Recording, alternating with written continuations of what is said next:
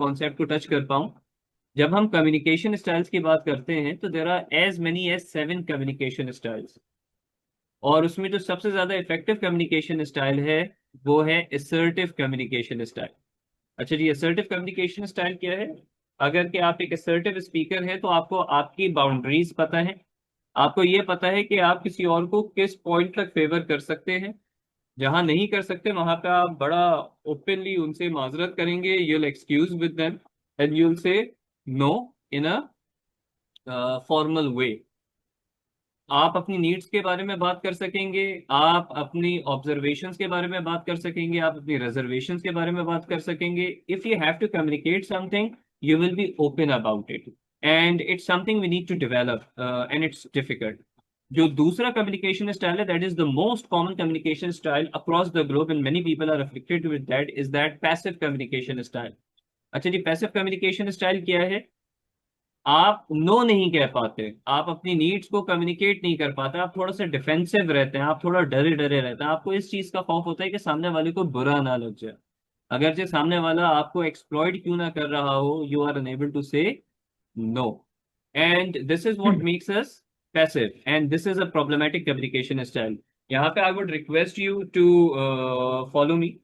What do you need to do? I want you to raise your right hand in the air. I hope my screen is visible to you all, and I am visible.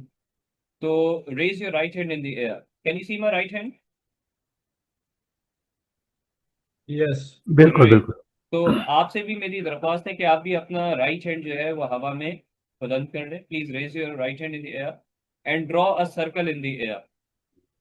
क्योंकि मेरे कैमरे का lens जो है वो मुझे कम cover कर पा रहा है, तो मैं छोटा सा सर्कल बना रहा हूँ। आप पूरा हाथ एक्सटेंड करके बड़ा सा सर्कल बनाइएगा। तो पूरा हाथ एक्सटेंड करके एक बड़ा सा सर्कल आप हवा में बना पा रहे हैं अपने राइट हैंड से? Is it possible? Yes, everyone, is that possible? Are you able to do it? Can I have quick responses? Can you do that? Is it possible? बिल्कुल पॉसिबल है अभी। Bilkul possible. Thank you for your response. Now I want you to lift your left hand in the air and draw a square. Can you draw a square in the air? Is it possible? Little bit, बिल्कुल। Little bit, बिल्कुल। Now I want you to lift both your hands in the air और अपने सीधे हाथ से आप circle बनाएं, simultaneously उल्टे हाथ से स्क्वायर बनाएं। Can you do that simultaneously? Is no, it possible? Little bit difficult. Little bit difficult, I can bet. आप में से जिन लोगों ने भी ट्राई किया उनको पता ही नहीं उन्होंने कौन सा शेप बनाया है। I I guess you just created and invented a new shape in history. And ऐसे ही है, ऐसे ही है, बिल्कुल ऐसे ऐसा ही है। ही है ना? एंड और दिस बल्कि सर इस एक्टिविटी में टीम आ गई उठ के कि सर कुछ कह रहे हैं क्या? टीम उठ के आ गई है। अच्छा, ये ऑनलाइन ट्रेनिंग का एक डेफिसिट भी है। चलिए ठीक हो गया जी। अब देखिए, कहने का मकसद ये है कि जब आपकी डेडलाइंस बहुत शॉर्ट हो, आप अपनी एक्टिविटी को लेके बड़ा चैलेंज फील कर रहे हो, और आप दूसरे लोगों का टास्क भी अपने ऊपर ले लें, और आप दोनों काम साथ करने की कोशिश करें, तो फिर आप ना अपना काम पूरा कर पाते हैं इफेक्टिवली, ना सामने वाले का काम पूरा कर पाते हैं इफेक्टिवली। फिर सामने वाला शिकवा भी करते हैं, यार एक छोटा सा काम दिया था आपसे, वो भी ना हुआ। या फिर आप अपने काम को, अपनी डेडलाइन को जो है वो कॉम्प्रोमाइज करते हुए सामने वाले का काम कर रहे होते हैं। In either ways, I guess we are losing the cause here. हमें समझने की जरूरत यह है कि those who are people pleaser who have the inability to say no, शायद वो सबको तो खुश कर लें, लेकिन वो वही शख्स जो खुश नहीं रह पाता वो हमारी अपनी जात है।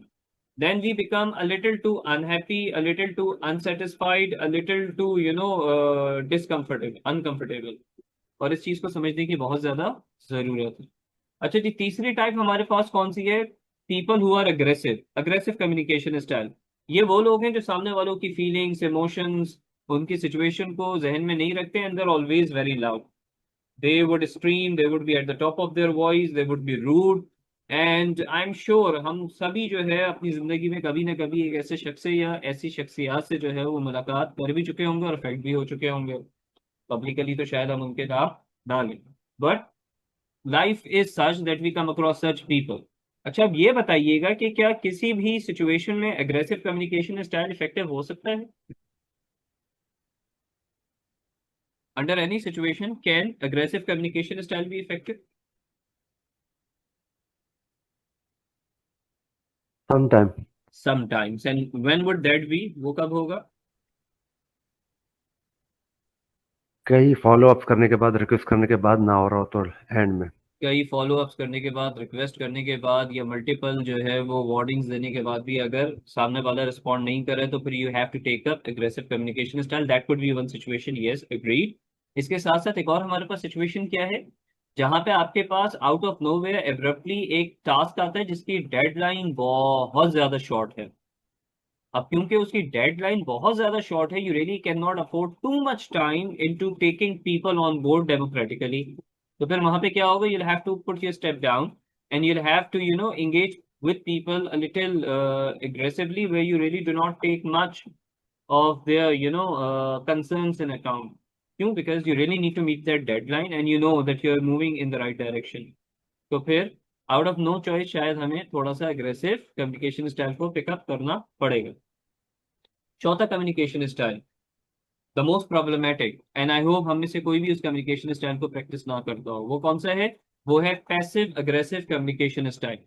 अच्छा जी, पैसिव अग्रेसिव कम्युनिकेटर्स कौन से होते हैं? ये वो लोग हैं जो आपके सामने तो पैसिव प्ले करेंगे, नो नहीं कहेंगे, कोई रिजर्वेशन पुटअप नहीं करेंगे, आपको चैलेंज नहीं करेंगे, लेकिन आपके पीछे आपके काम को भी सबोताज करने की कोशिश करेंगे, आपके अगेंस्ट भी बात करेंगे, अपनी बहुत सारी रिजर्वेशन दूसरों के सामने रखेंगे, and these are problematic people. अब कम्युनिकेशन स्टाइल में कहा जाता है that if you come across any such person and you know this person for having this communication style, तो आपकी बेस्ट स्ट्रेटेजी क्या है? वो ये कि आप इनके साथ कोशिश करें वर्बली कम से कम इंगेज करें और वर्बली कम से कम कम्युनिकेट करें। क्यों? क्योंकि जब आप वर्बली कम्युनिकेट करते हैं तो ये आपकी बात को घुमा के कुछ भी बना सकते हैं। So the best strategy is to engage with them through writing, क्योंकि जब आप रिटन कॉरेस्पॉन्डेंस इन लोगों के साथ करते हैं तो anything and everything is in black and white, आपके पास एक रिटन प्रूफ ऑफ रिकॉर्ड है, तो they can not mould what you have said, आपके अल्फाजों को ये घुमा फिरा नहीं सकते। तो that would be the best strategy. Saving us time, तीन और कम्युनिकेशन स्टाइल्स हैं, एक है एक्सप्रेसिव, एक है ड्राइवर और एक है analytical. And when we know people's communication style, तो फिर हम इसी तरह उनके साथ बेहतर तौर पे इंगेज कर सकते हैं। उनकी नीड्स, उनकी डिमांड्स, उनकी रिक्वायरमेंट्स हमें पता होती हैं और हम अपने कम्युनिकेशन स्टाइल्स को एडजस्ट कर रहे होते हैं। जैसे लीडरशिप के लिए कहा जाता है there is no one leadership style, आपको एज पर द सिचुएशन अपनी लीडरशिप स्टाइल को अमेंड करना होता है, मल्टीपल लीडरशिप स्टाइल जो है वो टेकअप करने पड़ते हैं। Same is true for communication style as well. Seeing who your participant and audiences, आपको अपने कम्युनिकेशन स्टाइल को उनके कम्युनिकेशन स्टाइल के हिसाब से मॉडरेट करना होता है। अगर कोई एग्रेसिव कम्युनिकेटर और मैं भी उसके साथ एग्रेसिव हो जाऊं तो फिर we can not come to a resolution. तो फिर I have to play smart.